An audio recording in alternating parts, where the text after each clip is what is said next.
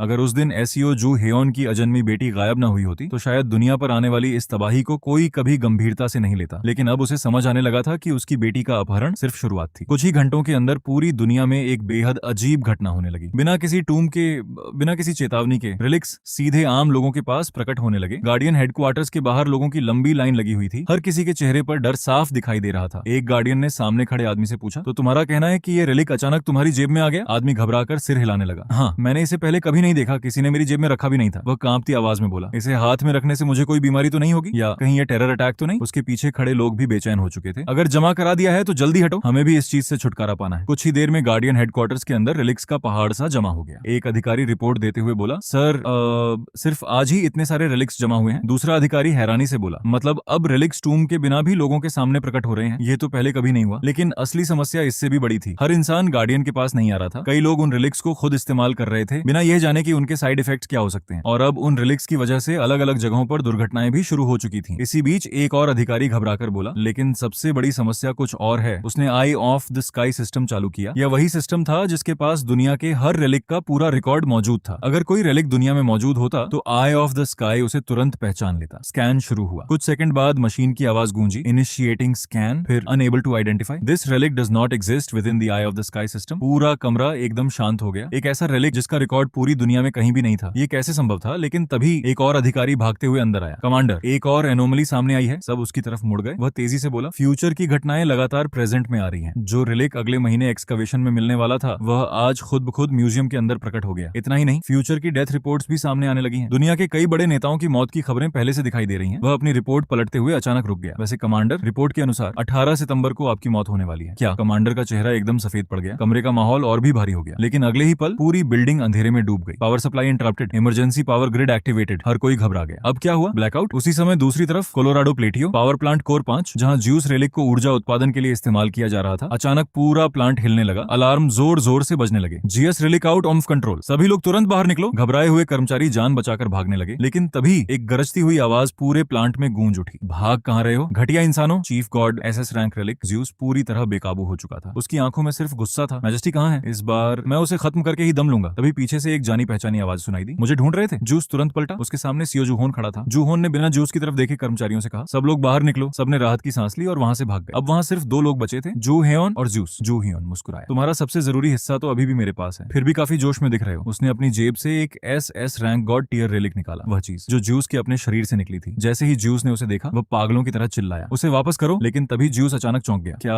मेरी डोमिनेंस क्यों काम नहीं कर रही? जूहोन हल्का सा हंसा, तुम सच में सोचते हो मैं सिर्फ डोमिनेंस पर निर्भर हूँ? मैंने खाली समय में रेलिक्स की अच्छी खासी पढ़ाई की है। उसने तुरंत एक और रेलिक निकाल लिया, हेरास थ्रोन एसएस रैंक। जैसे ही उसका प्रभाव शुरू हुआ, ज्यूस की सारी शक्तियां सील होने लगी। नहीं, ये क्या हो रहा है? जू हेयोन शांत स्वर में बोला, ये तुम्हारी पत्नी हेरा का रेलिक है। जो पति अपने वादे तोड़ता है और अपनी पत्नी के साथ धोखा करता है, उस पर इसका असर 1000 गुना बढ़ जाता है। फिर उसने मुस्कुराकर पूछा, वैसे तुमने मिथोलॉजी में कितनी बार चीट किया था? ज्यूस के चेहरे का रंग उड़ गया। रुको, इसे अभी हटाओ। लेकिन जू हेयोन रुका नहीं। उसने एक और एसएस रैंक रेलिक निकाला, मेटिस गॉड टॉपलिंग विजडम। वह धीरे धीरे ज्यूस के पास पहुंचा। याद है मेटिस, तुम्हारी पहली पत्नी? उसने पूरी कहानी सुनाई कि कैसे भविष्यवाणी से डरकर ज्यूस ने मेटिस को निगल लिया था, जबकि वह पहले से गर्भवती थी। लेकिन मेटिस ने उसके शरीर के अंदर ही एथना को जन्म दिया। जूहोन ने रेलिक को देखते हुए मुस्कुराया, सोचो अगर इस रेलिक का इस्तेमाल थोड़े अलग तरीके से किया जाए तो। अगले ही पल उस रेलिक ने गंटलेट का रूप ले लिया। जूहोन ने मुट्ठी कस ली, इस बार अपने सिर से बेटा पैदा करके दिखाओ। रुको, धड़म, एक जोरदार मुक्का सीधे ज्यूस के सिर पर पड़ा।